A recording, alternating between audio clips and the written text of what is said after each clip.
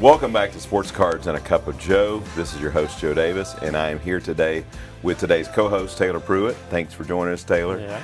And today we are celebrating 35 years in the sports card industry. I've been doing this over 35 years now. We just celebrated our anniversary on May 6th. And so I thought it would be kind of cool to get hit with some tough questions today. So Taylor is our director of consignments and many other things. And so I've brought him in and I've told him to hit me with some tough questions today to kind of look at our history, to look at where we're going, and to try to just, give some really good insight. Hopefully I've learned a little bit over the last 3.5 decades in the hobby. And so hopefully we will be able to share some of that knowledge with you. Hopefully it will be educational, inspiring, and keep you awake if you're watching this late at night. So thanks for joining us. So Taylor, welcome. Yeah, thank you. Congrats on 35 years. Thank you. Thank you. I'm 33 years old, so you've been doing this longer than I've been alive. Yeah. Congrats. I've collected about 25 questions. We're not going to go through all of them. And then we're going to have a rapid fire segment at the end. All right. You got 3 seconds to answer it. Wow. And then one just good question at the end to send the people home thinking about it. Okay. Well, if there's that many, this might turn into a two-part episode. It might. But hey, that's okay. Don't worry. So, I have like 50 questions if I need to. All right. All right. So when was the first time you remember thinking, I want to open a card shop? Well, I go all the way back to my childhood. I was 13. I remember visiting a card store on vacation. This was 1982, and it was summer of 80, so I was almost 14, and I think it was 82, maybe it was 81. It's been a while. Anyway, it was very, very early teens, and I remember visiting a card store in Daytona Beach, Florida. We were there on vacation, and my mom went to the grocery store that was next door to a card store, and I was like, a baseball card store, because we didn't have one near us growing up. And so I went in, and the owner was so helpful, took time with me, answered questions, educated me on the hobby. And I told my parents, I said, he has got to have the greatest job in the world. I was like, how cool would it be to come in and buy and sell sports cards all day long and talk to people about sports? And that's truly when the idea was born. It was years later at the 1990 National. A friend, local friend, was going to the show, was driving to Texas, and offered to let me go with him.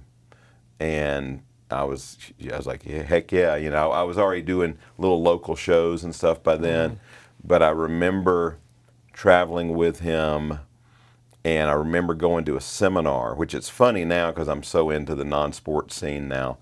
But I remember going to a seminar, and Roxanne Tozer was leading a seminar on non-sports cards. And those who are watching who know that name, she is just a legend in the non-sports industry. And Roxanne Tozer? Roxanne Tozer. She recently passed away. Her husband still leads the big Philadelphia non-sports show. But anyway, I remember sitting in the seminar at the National, and she was educating us on non-sport releases and talking about different products coming. I thought, this is so cool. Like, I'm at a sports card show, but I'm learning about stuff that I love to collect and what's going on in the industry. Cool. And I just thought, this is so cool. And even though I was there at that show more to buy sports cards and to learn. And I mean, I think I took $300 with me or something. That was my big budget for the show. Big budget. That was in the 80s? This was 1990. 90s? Yeah, okay. I was in college. And so the year before you actually started. Okay. But I just remember thinking, I was like, this is what I want to do. I want to make this happen. I was in college at the time, trying to get a business degree. And I was a year away from that, but I was like, this is what I want to do with my life. Wow. And so that was a watershed moment for me. That's cool. Okay. Did you ever think that this would become now 35 years you just said? Did you ever think this was going to be a 35-year decision when you were making that decision? Oh no, In '91. not at all. My friend and I, Jeff Porter, we were buddies in college, and we did shows together. And he graduated the year before me, and then he was working at a card store in Avondale Estates, Georgia, and then the owner decided to close. And this was literally like a month before I was graduating. Maybe it was Okay. less than that. It was 3 weeks. Whatever. It was really So close to April, May of '91. Yeah, yeah. And he called me one night and he's like, "Hey, Roger's going to close. We can take over the store. What do you think?" And I was like, "Well, how long a lease we got to?" He's like, "Well, we got to sign a 6-month lease." And I was like, "Well, I guess we can try it for 6 months and see what happens." And but I was getting married that August, and I remember talking to my then fiance, now my wife for the last 35 years, Jane, and whether I should, and she knew it's what I wanted to do. She knew I wanted to try it. And I remember my dad he was like, "Son, you're going to be the breadwinner, and I just don't know if this is, This card thing's going to work yeah, out. because and I get it. He wanted me to be able to provide, and if we had a family, and and so forth. But I remember my mom saying, "Well, you've only got to sign a 6-month lease. This is what you want to do. You don't have kids yet. If you're going to try it, now's as good a time as any." Yeah. And so I was like, "Thanks, Mom." And I was like, "Yeah." So Off you went. off we went. Wow. Okay.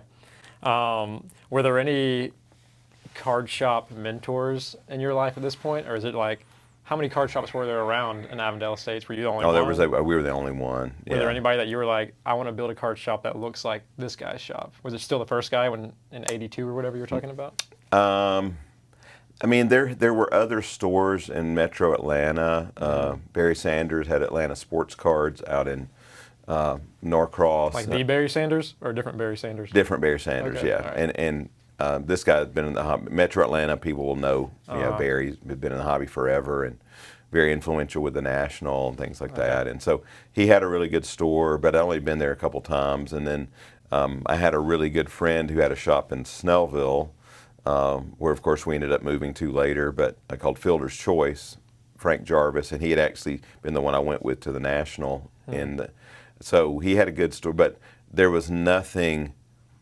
I mean, most of these were like, 800 feet, 1,000 feet. I mean, there's nothing Nothing like that, earth-shattering as far as the retail space.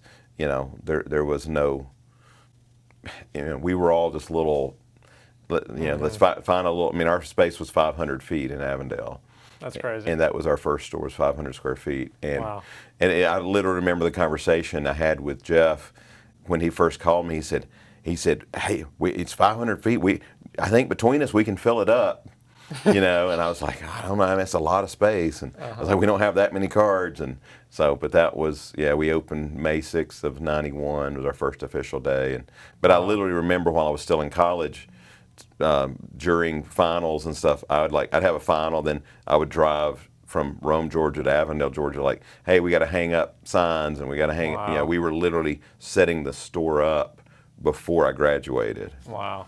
And in your mind, you were thinking maybe 6 months of this and then I'll get a real job, or what? You didn't know? I just knew I wanted to try. Yeah. And I had no clue whether it would succeed or not. I mean, I knew I wanted to try, and I've always believed it's better to try and fail than not try at all. Yeah. Because if you don't try at all, you're living with the regret that you didn't try it.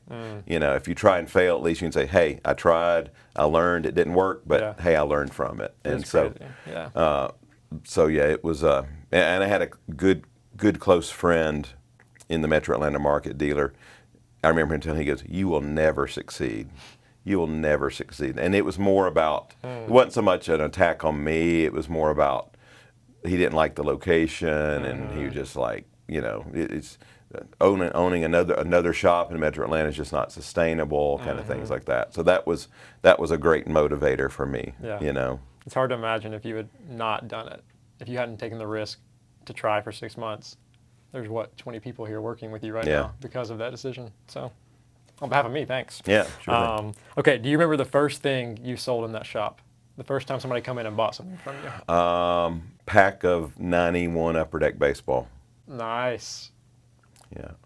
Who would you be chasing in that? I guess was Chipper in The that? Jordan Yeah. SP1. Oh, okay, this is basketball. No, this is Jordan. Okay, yeah, okay. the baseball, the Jordan SP1 or Yeah, a chipper Michael rookie. Jordan did play baseball. Or a chipper rookie, yeah. Okay. Big hits. Mm-hmm. Do you remember who your first customer was? Mm-hmm. Okay. Yeah, he's still a longtime friend. He's been in the hobby forever. Scott Jordan. Nice. I remember he came in on our first day, and he was like, "Here's $1," or what, I think it was $1, and we hung it up for a while or something. And he's like, "I got to be the first customer," and so he came That's in cool. early that day, and There you go. he went on to be, he ran Just Miners, and then he was vice president of Leaf, and he's Okay. still involved in the Shout out to industry. Scott. Yeah, Thanks, Scott. Yeah, thanks for that first purchase, Scott. All right, we're going to shift a little bit into the early years. All right. What was the biggest card everyone was chasing that first year you were open? You remember? It wasn't a downtown or a kaboom. You I wouldn't can have tell you anything that. shiny. Yeah, there was nothing numbered. No refractors yet, right? There was no refractors. There wasn't even gold parallels yet. There was no autographs, really. Well, I guess not the 91 Upper Deck. You did have the chase in it, but it was mainly. God, there was nothing like crazy. It was I mean, that was the Braves. That was the year the Braves went worst to first. Oh yeah, so Went lots to the of World Braves Series, fans. so we sold tons of Braves cards. Okay. Of course, I mean, chipper rookies weren't really in demand. Chipper wasn't up, you know. Yeah. So, but I mean, he did have cards, but. Desert Shield, there was very little of that around. There was a lot of talk in the industry about those because that was a big deal. Those were really rare. But it was really not until the next year when Topps had the Brian Taylor autograph rookies put in these special factory sets. Okay. And that was the first time we saw like a card going for over $100 out of a brand new release. Was that crazy to see? It was insane, yeah. Because he was like, he's going to be the next Nolan Ryan. He's going to whatever, you know. And then he fizzled out. But for a while, like the factory sets were like $500, which was crazy, you know. Because you're talking, we were selling boxes for $30, you know. Is that what you'd mainly sell? Just boxes Just for boxes. $30 boxes over and over and over again? Yeah. It wasn't singles as much. We sold, we sold singles, but it was mainly, I mean, there wasn't.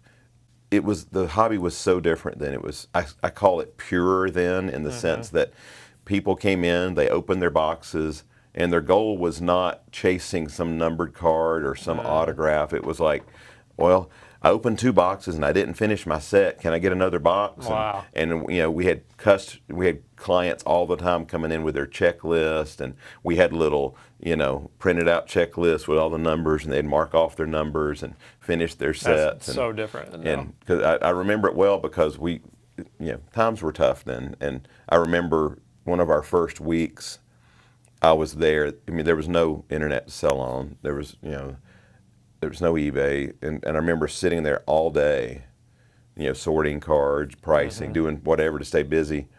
And at like 5:30 that day, the first customer of the day came in. Wow. We opened at 10. First customer of the day came in, and he bought. I still remember ringing it up. It was $2.12. He bought some '88 Donruss Commons to finish his set. That was. Wow. I went home like, all right, baby, did $2 today in sales. Yeah, that'll pay the rent for an hour. Yeah. So, wow. Okay, yeah. interesting. You kind of mentioned this. So, what was the hobby actually like in the '90s? What did it feel like? How would you describe it? Well, when we opened in '91, we were kind of on the tail end of the late '80s boom, which I had been in it really since '87. I mean, I'd collected as a kid, but I had been super heavy into it since '87. And in '87, Don Mattingly was the man. Everybody wanted Don. You know, his rookies had come out 3 years earlier. He was the big chase. I remember the cover of baseball card magazines. It was Mattingly. You know, everybody wanted the '84 Donruss and the Fleer and the Topps. And Strawberry was right up there too. And then with '85, it was Clemens and Eric Davis, and then the McGuire rookie and so forth. And but there was just not. It was just very different. Again, people were building sets. People were not. We saw very little vintage come in. You know, there wasn't. You know, we weren't submitting to grading. It didn't exist yet, right? In 91, Well, 92. PSA was just getting going, but in the early '90s, but there was very little demand. And I even remember, it's so funny now, we process so many thousands of cards per month for them, but I remember the first national I went to and I saw one dealer, or I should say the first national I went to where I saw any sign of PSA. And I saw one dealer in the room with a sign that said PSA graded cards. And we all laughed. We were like, that guy actually pays money to have somebody else grade his cards. Like, we know how to tell somebody if it's a mint card or it's a near mint card. How ridiculous is that? And then in '98, we took in a nice vintage collection, and I took them to a show that was a competitor to the National called Sports Fest. And I remember taking them to this show, and I graded a Clemente rookie and a 55 Willie Mays, some big cards. And I was actually grading them. I didn't know the difference in the grading companies at the time. None of them were, super trending yet. PSA was the best known, but I went to a company called CS. I think it was CSA, and they're out of business now. But anyway, but I remember getting a couple of cards back, and they're like, "Oh, these are altered." I'm like, "What do you mean?" And they were kind enough to. I'll never forget. He took me back in the grading room, and he showed me. He's like, "See this?"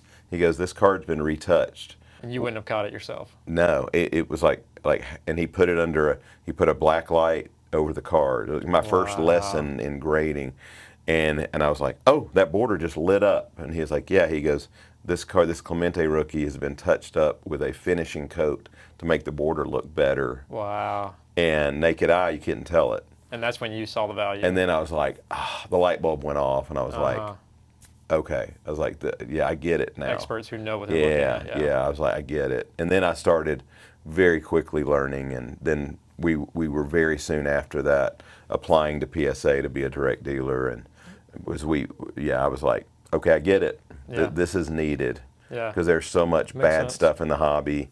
Back then, we call it the Wild Wild West. Now there was so much altered stuff, and until there was this standard, at least for that side of it, not so much the grading standard, but just detecting counterfeits, detecting alterations, detecting trimmed cards. I was like, okay, there are people out there who know this better than me at that time. Yep. And I was like, I need to start using them. This will help our clients. Yeah. Especially with vintage. I didn't see the need, for brand new cards right out of the pack to get graded.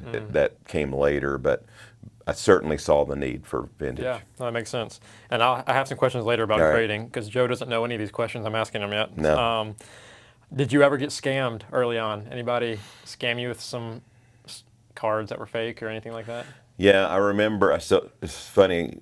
I still remember I was at a show while I was in college. I remember I was big on buying up Tony Gwynn rookies. I was like, he's the guy, he's the best hitter ever. I just love Tony Gwynn.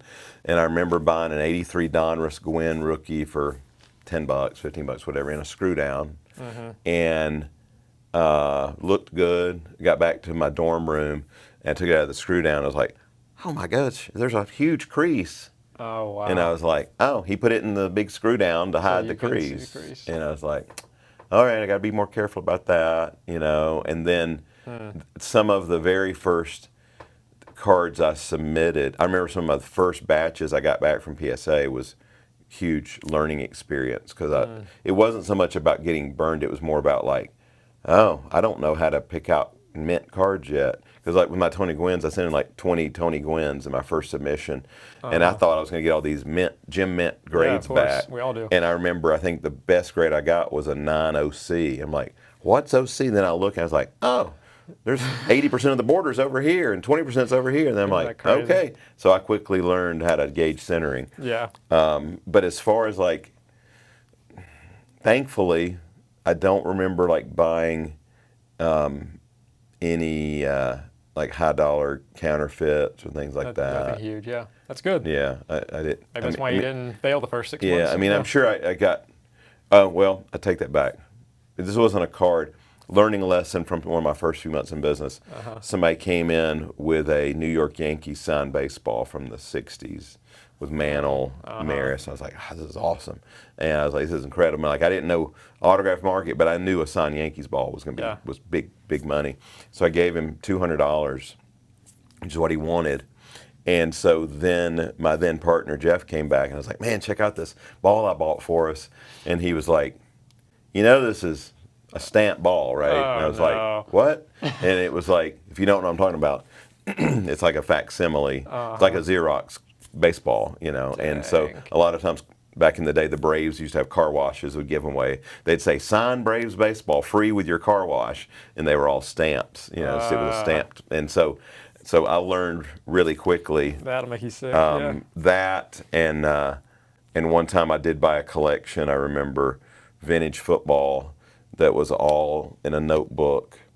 And I still remember this was like at Christmas time when you're going, I need some Christmas money. And I looked through and was like, oh, these are great. And it was old Jim Brown. And I just kind of flipped like, this is a nice collection here. And what do you want? And that sounds fair. And here's the money. He leaves. And I said, well, I'm going to pull these out and start putting them in the showcases. Every card was written on the back. And I hadn't even pulled them out of the notebook yet. And I was like, oh. So Yeah, you learn those things. Yeah. Pretty quick. I remember when I first got into the hobby, I bought Julio Rodriguez a rookie card or something. So I was like, oh, you got to get the rookie card. Right. And I brought it home and it was like 90-10 off center. I was like, oh, well, there you go. Yeah. Not every card's the same. No. Okay, so the original name was J&J Sports Section. What made you switch, or when did you become Got Baseball Cards, and why the name? Well, the original is still our Our legal name. Still our legal corporate name. And funny story behind that, the guy who owned the store before us called it the Sports Section. And he actually was a writer in the AJC in the sports section. So it was fitting. And he called us the Sports Section. So we move in, the old sign is hanging out front, and we're like, we don't have money to buy a fancy new sign. we could pay somebody to paint new letters on it. So instead of the sports section, it became J&J's Sports Section. You wrote your name on top of we it? literally painted over and That's we put funny. J&J's because, for Joe and Jeff. And so that was how we got that name, because we're like, it wasn't really original, it was already there. But then after time, years ago, it's been 25 years ago probably, of course the Got Milk commercials were going around. It was a big deal in the NBA especially and stuff.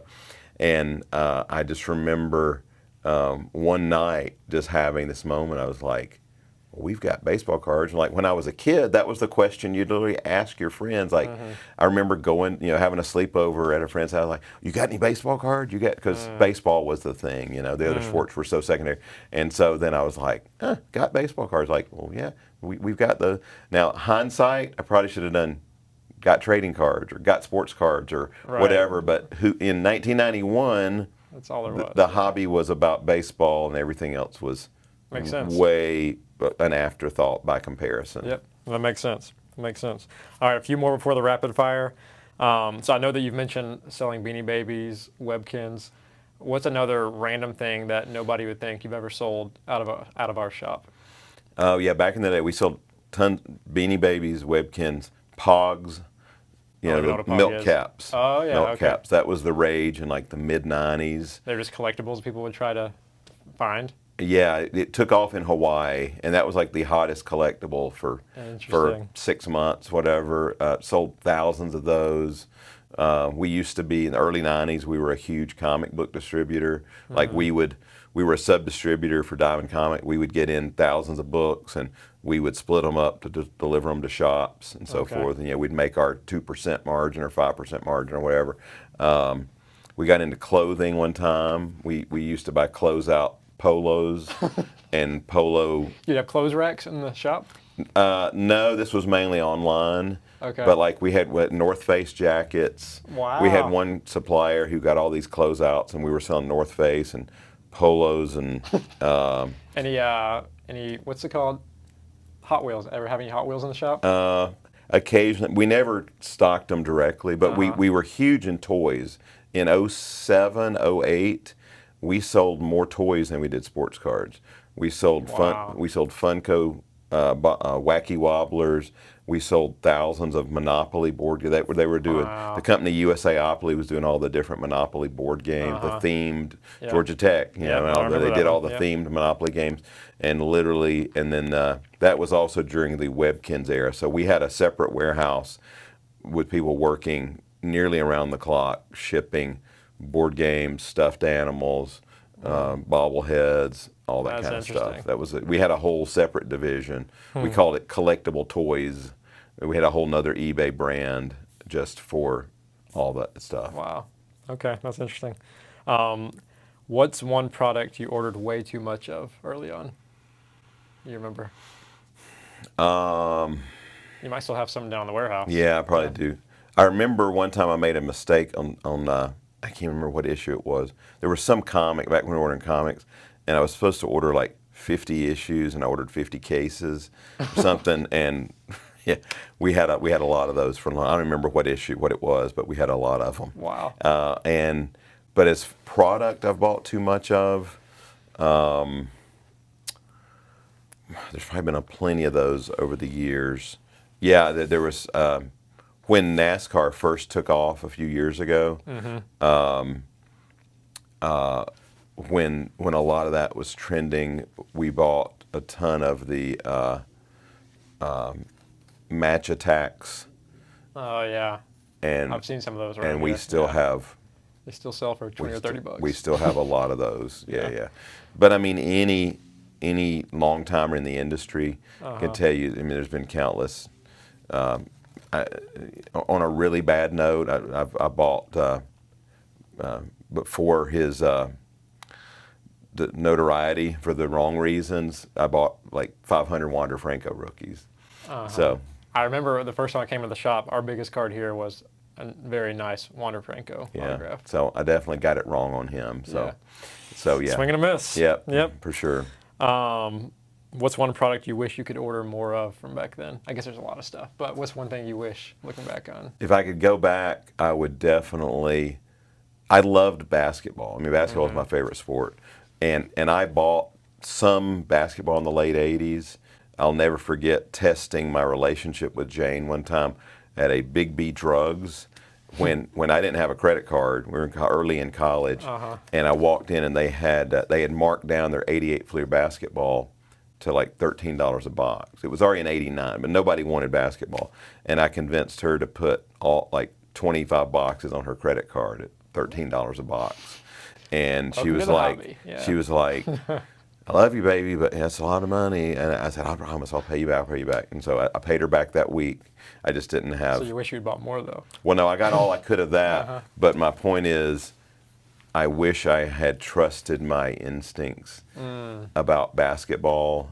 Because I could have been Definitely early buying on. '86 Fleer basketball then. Yeah. I mean, I have a friend who literally ran a store back then and threw out cases of '86 Fleer basketball because he couldn't give them away. That makes me So sick. I yeah. would love to have gone back to his store and said, "Hey, I'll take them. I'll take them off your hands." He That's literally threw them in crazy. the dumpster behind his store because he was like, "They're taking up space. I can't give them away." And I heard this story years later. But Wow. All right, two more questions real quick. How many times over the years have you seriously considered shutting the doors? Have you ever had to actually think about that? a lot of times. Yeah. Yeah. Thankfully, not in the last few years. But I remember. I mean, the baseball strike in '94 was devastating. When to you the have hobby. baseball cards in your name, it's hard to. Yeah. I mean, well, then we were just still just changing Oh, sports, that's true. but Yeah. the baseball strike was devastating. However, it opened the doors for other sports. You know, basketball, football, everything else started trending more when people were just angry at Yeah. at that. So Yeah. and I'd been through that in the early '80s as a dealer. Because I can't remember if it was a temporary strike or they didn't lose the World Series, but there was another time period in the late '80s. I'm sure y'all can Google it now, but where either they were going on strike or it was a temporary strike or shortened seat, whatever. But there was still a World Series. But I remember that happened as well. But that was a tough time.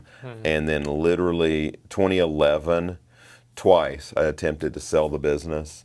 Because I really wanted to, first of all, I wanted to pay off a whole lot of debt we had, Right. and I was just really burned out. I didn't feel like I was ever gonna really get out of debt. If that, I'm just gonna struggle the rest of my life because the hobby was so challenging then, and it was really, as a dad with two kids, one of who was getting ready to go to college. it was just very scary for me, and I just felt like it was time. And Cash in and at least get something out of it. yeah, it wasn't even cashing in. It was, at the time, I was like, I need to sell the business so I can pay off all the debt I've created from the business and go pursue something else. And I tried to sell it. That didn't work out. I tried to pursue other full-time jobs, and nobody wanted me. And, they were like, all you've done is baseball cards. And so literally, it was truly, that was a defining time for me, because I felt like it was time to get out. And at the time, I was pursuing full-time ministry, and I was serving at a church, and I thought, in a part-time capacity, and I felt like God was leading me to go into full-time ministry. And so my thought was, okay, I'm going to sell the business, help pay off the debt, and I'll pursue a full-time ministry job. And for the big bucks, obviously. yeah, for those big bucks. But it was just more of, I felt like that's what I was called to do. And then over time, when everything didn't work out to get out of the industry, I felt like God showed me, I've got you in this industry for a reason, because ministry doesn't just happen inside the four walls of a church. True. And no matter what career you're in, you have an opportunity to minister to others, to reflect God to other people.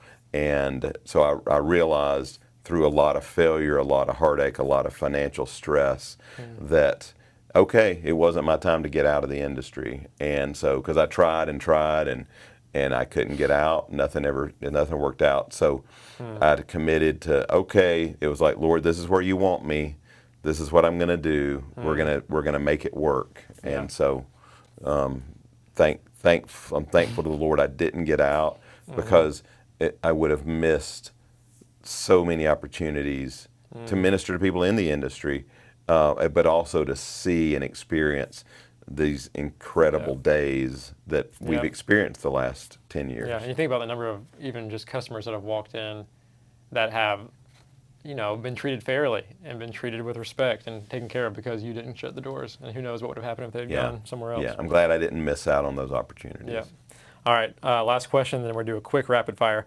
What's one card you sold that you wish you still had right now? 48 leaf Jackie Robinson. I had a really high grade.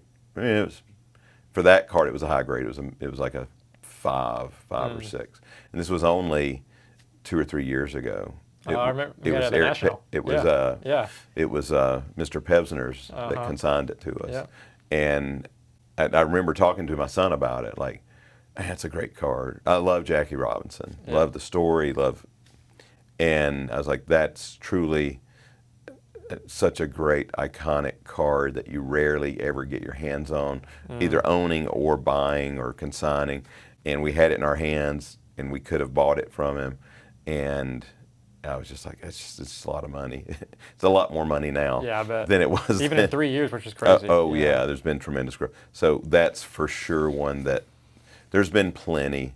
I'll tell you a funny story. My early days, this is before we had the store.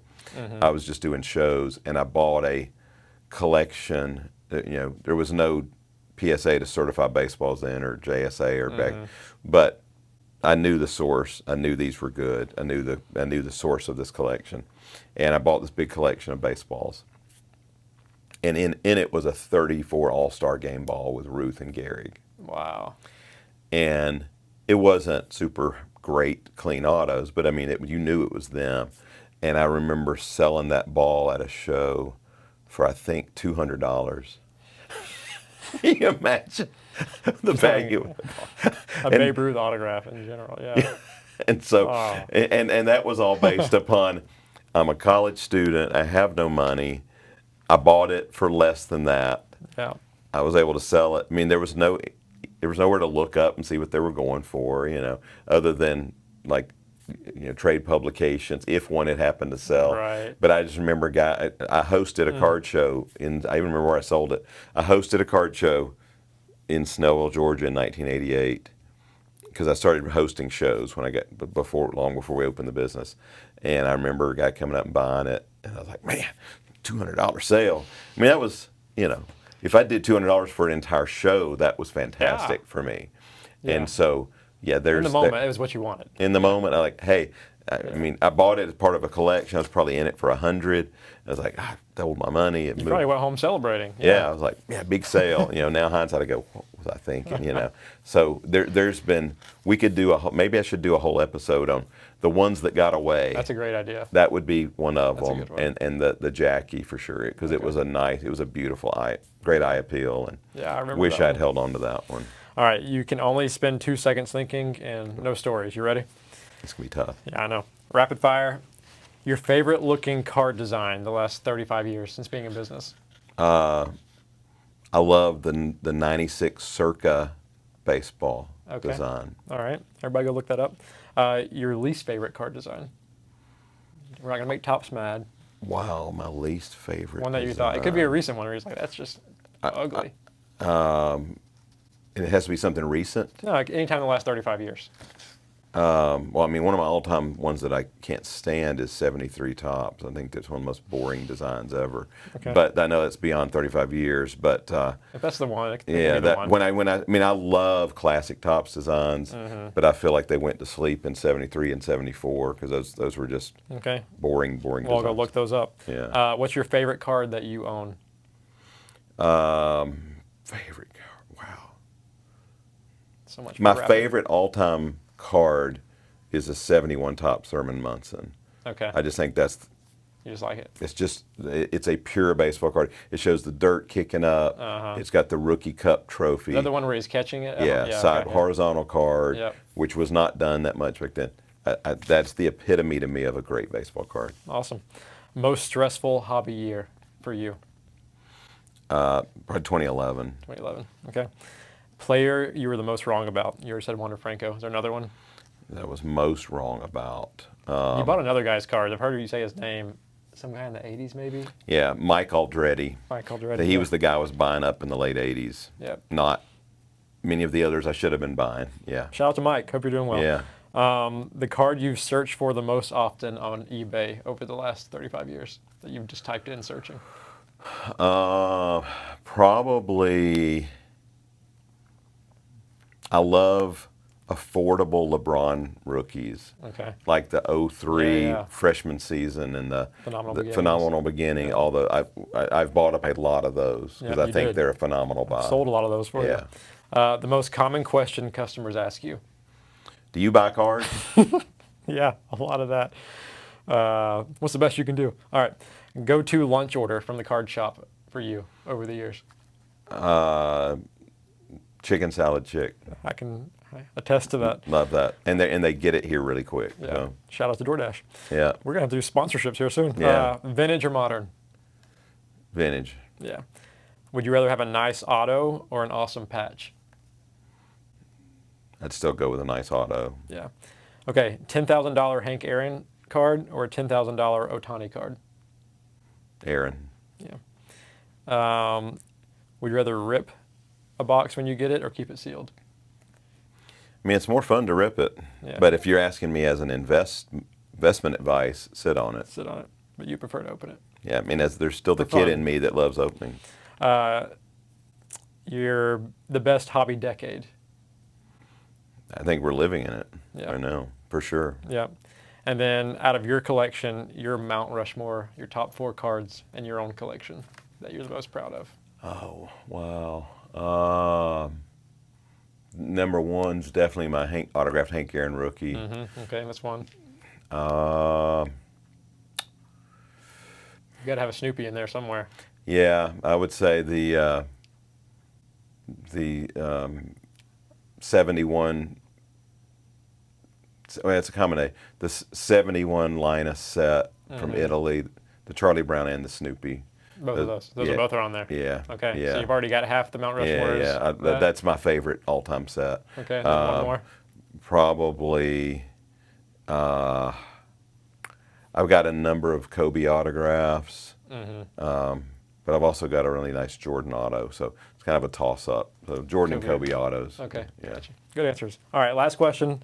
I had a lot more, so we might have to do a part 2. Okay. I also had a whole section I want to talk about what you think about the next 35 years. But, Okay. if you could sit down with yourself on day 1 of 35 years ago when you first stepped into that retail space, what would you say to that Joe? I would try to remind him of what a privilege it is to be in this hobby, of not to take yourself too seriously, because at the end of the day you get to sell sports cards for a living, and that's a pretty awesome career. I would tell him to, I think one of the most important things I would ever tell myself 35 years ago is that when you look to hire people, when that time comes, because I wasn't ready then, to hire character over industry knowledge. Because I made a lot of mistakes with some individuals, because I hired them because of card knew knowledge. everything, And I'm like, oh, they know cards really well, I should hire them. And over time, I learned it's far more important to hire people with character, no matter whether they know anything at all. Whether they, I mean, we've got some people here who they're not even sports fans, Yeah. but they have integrity and they're great workers and they're teachable and coachable. And it took me a long time to learn that as an employer. So I would definitely tell them that. I would definitely say to myself back then, learn from others, and because there's over time, as I started traveling to more shows, traveling to more conferences, I started leaning in more to relationships with other people in the hobby and learning what they were doing and what was working for them, instead of thinking, oh, this is my way, this is what I'm going to do. Like, I've learned so much from so many others, and not just in the sports card hobby, but in other industries.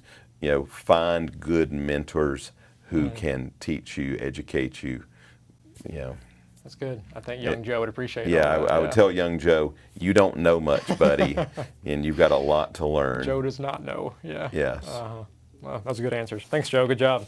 Yeah, I do have a lot more, so maybe we'll do a part 2 at some point. All right. So, yeah. Awesome. We'll do that. Thank you so much for the tough questions. Yeah. Hope y'all have enjoyed it. And remember, you can check out all of our episodes on the Sports Cards and a Cup of Joe podcast, as well as here on the Got Baseball Cards channel.